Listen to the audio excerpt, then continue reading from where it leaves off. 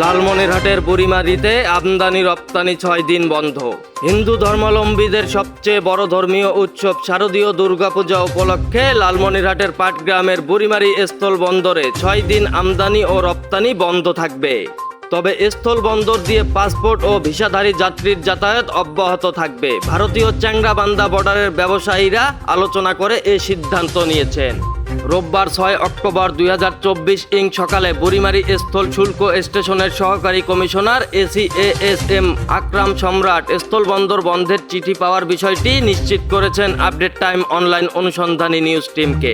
উক্ত চিঠিতে বলা হয়, শারদীয় দুর্গাপূজা উপলক্ষে ভারতীয় Changrabandha exporter association, C&F agent welfare association ও ট্রাক ওনার্স অ্যাসোসিয়েশন মিলে সিদ্ধান্ত গ্রহণ করেছে যে আগামী বুধবার 9 অক্টোবর 2024 থেকে সোমবার 14 অক্টোবর পর্যন্ত 6 দিন আমদানি ও রপ্তানি কার্যক্রম বন্ধ থাকবে বুড়িমারী স্থল বন্দরে।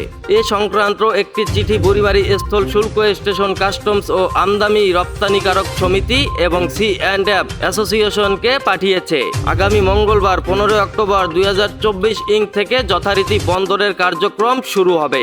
বুড়িমারী স্থল শুল্ক স্টেশনের সহকারী কমিশনার ACASM আকরাম সম্রাট বলেন, আমাদের পাসপোর্টধারী যাত্রী পারাপারের কার্যক্রম চালু থাকবে। এ সময় আমদানি রপ্তানি বন্ধ থাকলেও আমাদের অফিস খোলা থাকবে ও দপ্তরে দাপ্তরিক কাজ চলবে।